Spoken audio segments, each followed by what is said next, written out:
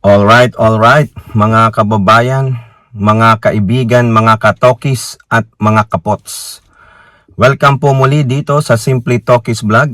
Tayo po ay magbibigay ng maiksing komento, opinion at reaksyon sa mga mainit na usaping politika sa ating bansa. Once again, shout out po lahat sa inyo and may God bless us all. May God bless our country, the Philippines, and may God bless and protect the Marcos administration from the forces of Kampon ng Kadiliman and their minions.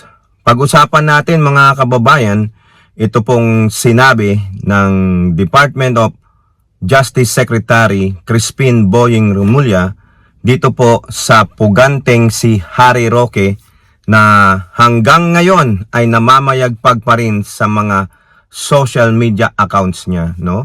I am just wondering how come these social media giants, the like of Meta sa kanilang FB or Facebook at ganun din po dito sa Google sa pamamagitan ng YouTube nila ay hindi nila matanggal-tanggal itong mga account ni Harry Roque na alam naman po na nagpapakalat ng disinformation or di kaya mga fake news, no? Kung matatandaan nyo po, yang si Harry Roque ay nagsisik ng asylum dyan po sa Netherlands, no? Pero meron pong isang Dutch national na talaga pong haharangin ang kanyang asylum bid, no? At ganoon din po, ano po ang sinabi ng palasyo tungkol dyan sa sinabi ng inyong taing Vice Presidente na si Sara Talangkang Anay Garapatang Pusit sa kanyang pagkakalagay di umano sa ICC. O mukhang naghihingi na naman ng awa ang inyong Vice Presidenteng Pusit, no? Mukhang nagpapapansin muli, no? Parang ako ang bida dito. Ako ang dapat na presidente. Pero ano ang sabi ng anak ni Congressman Benny Abante, yung abogada niyang anak? Mabuti na lang hindi ka naging presidente ng bansa. Bakit? Ikaw ay isang anay, ikaw ay isang talangka, ikaw ay isang garapatang pusit na laging nagsasaboy ng tae. Wala kang class, wala kang good moral and right conduct, wala kang respeto sa mga kapwa mo Pilipino. Isip bata, galaw bata, salitang bata, napakatanda, para po siyang si yung Benjamin Button. Asal kanal, ugaling kanal, kasi ganyan po sila pinakalaki ng kanilang mga magulang.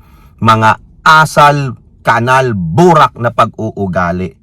Okay, so unahin natin si puganteng Harry Roque, no? Sinampahan po siya ng kaso sa Angeles City Trial Court ng Qualified Human Trafficking. Pag yan po ay nalabasan siya ng warrant of arrest, yan po ay no bail, no? Talagang makukulong siya tulad ni Kibuloy na hanggang ngayon ay nasa Pasig Regional yung kulungan. Hindi siya makapag-bail kasi no bail po yan. Ngayon, nung nalaman ni Harry Roque, siya po ay dumedepensa through his social media account, the likes of Facebook and YouTube.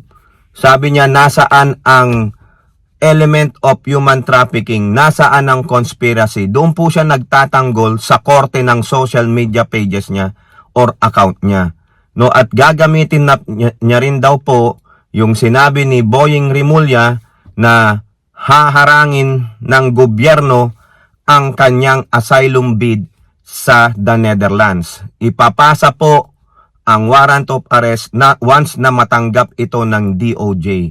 At malamang, ito rin po ay ipo-forward sa Interpol. Baka red notice yan.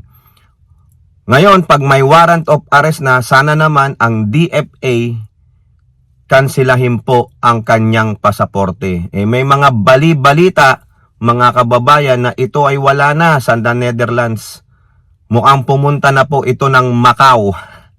Yun po ang sabi nila. Wala pa pong validity yan through DFA, saka Bureau of Immigration. Alam nyo naman ang Bureau of Immigration, papatay-patay. Okay? O, Commissioner Biado, kailangan i-monitor nyo ang galaw ni Roque o di kaya ang DFA. Ngayon po, hinahamon siya ni Secretary Boying Rimulya ng DOJ ay stop the double talk.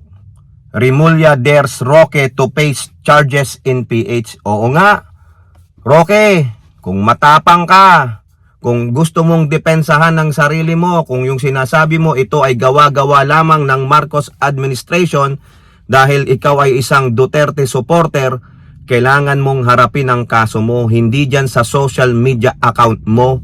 Wala po tayong court of media, wala pong court of social media, kundi ang totoong korte ay nandoon sa Angeles City dahil doon ka sinampahan ng kaso because of your illegal Pogo connection. Ngayon, hindi naman siguro katanga, kabobo, kagago ang mga immigration officers ng Dutch government na ikaw ay bigyan pa ng asylum. No, dahil ikaw ay super sinungaling, lalong-lalo na yung ginawa nyong pang-aapi diyan sa kababayan yung mga tagapadaan na Bataan farmers. Okay? So sabi ni Rimulya, stop the double talk. Face the charges in PH. Umuwi ka. Kung talagang may bayag ka, umuwi ka. Kung talagang lalaki ka, umuwi ka. O, ito po ang sabi ni Justice Secretary Rimulya. Ha? To face the qualified human trafficking case filed against him. Rimulya made the call after Roque, who is seeking political asylum in the Netherlands, has assured that he will not run away from the case even if he is abroad. Nasa abroad ka meaning you are run away. Tumatakbo ka, no? Running away. Ang maganda, harapin mo yan head on. It's double talk, sabi po ni Rimulya. The secretary pointed out that Roque has to be in the Philippines to face the case against him. Correct. Huwag kang magmayabang dyan dahil wala ka sa bansang Pilipinas, Roque. Ha? Kinakailangan harapin mo ito. Ha? Oh, the qualified human trafficking case which filed by the DOJ before the Angeles City Regional Trial Court concerns the alleged criminal activities of the Lucky South 99, a Philippine offshore gaming operator in Porac, Pampanga that was shut down by the government. Roque said he will use the case files against him in pushing for his appeal to be granted political asylum by the Netherlands. Really? Sa palagay mo, ganyang kagago ang Dutch Netherlands, ang kanilang mga immigration officers? May kaso ka. Pinailan ka ng kaso. That's not political persecution. That is not political motivation. Walang nagpe-persecute sa'yo. Ikaw ang tumakbo. Sana yan ang makita ng Dutch government. Rimulya said he will leave it to the Dutch government whether to grant or not asylum to Roque. I think we expect them to be fair in this case. O tama naman, hayaan na natin ang Dutch government, particularly the immigration officers. Pero sana naman maging fair, maging sensible, di ba?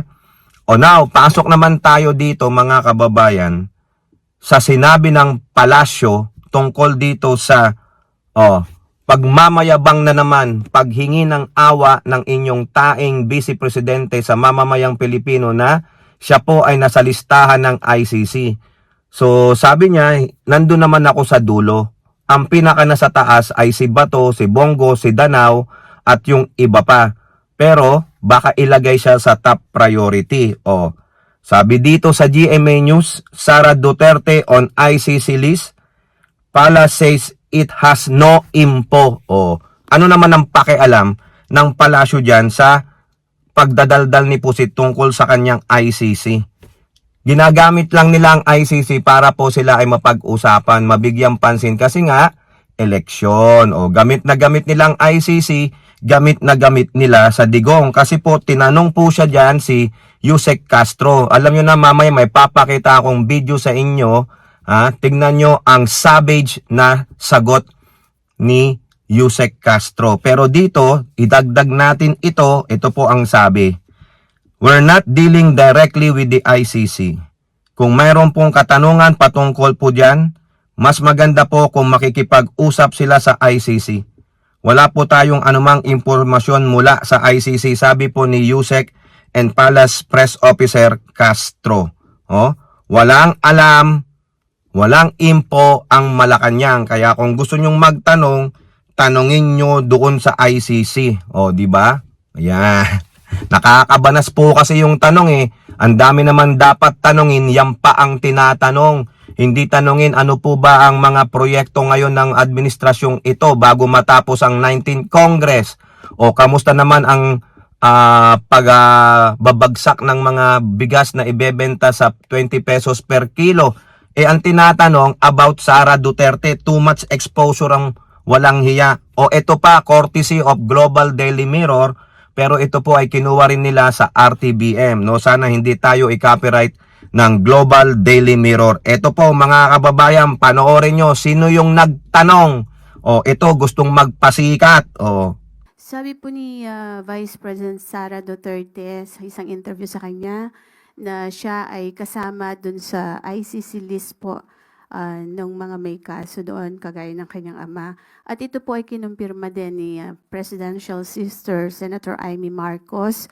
Sabi po ni Senator Amy, yung nakita nila nung una nasa huli yung pangalan ni Bibi Sara, pero ngayon after a few days may report na parang uunahin na siya. Any comment po from the palace at kayo po, ang Malacanang po ba ay hihingin din ng tulong ng Interpol para sila po ay maaresto?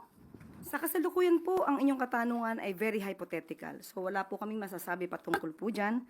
At we are not dealing directly with the ICC. Kung meron pong katanungan patungkol po dyan, mas maganda po kung makikipag-usap sila sa ICC.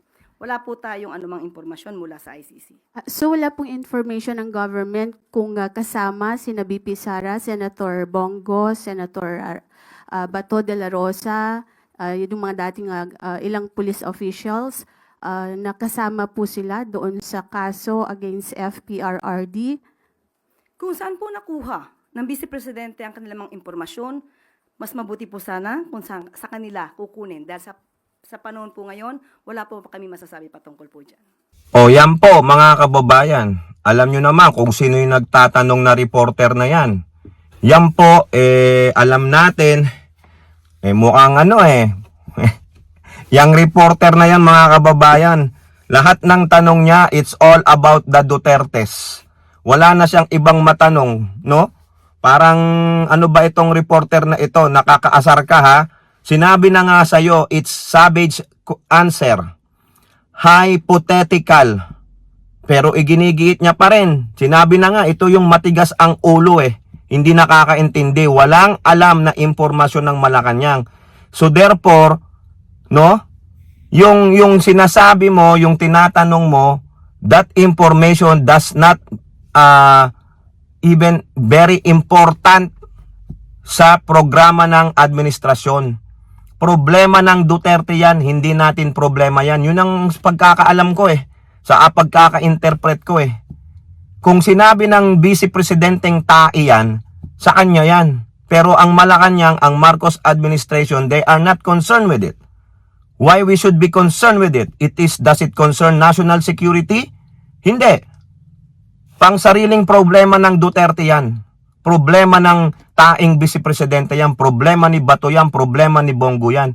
Mas marami pang more pressing concern ang bansa at ang administrasyon na dapat pagtuunan ng administrasyong Marcos. Kaya nga sabi, hypothetical. Kung saan man nakuwang impormasyon yan ng inyong Vice Presidente, doon po kayo magtanong. Dahil ang Malacanang ay wala pong info dyan. Meaning, wapakels ang administrasyong Marcos. Now, ano lang ang pakialam ng administrasyong Marcos? Pag meron na pong request from Interpol na sukbitin ito, yun na ang concern natin. How to sukbit those who are being asked to be sukbit.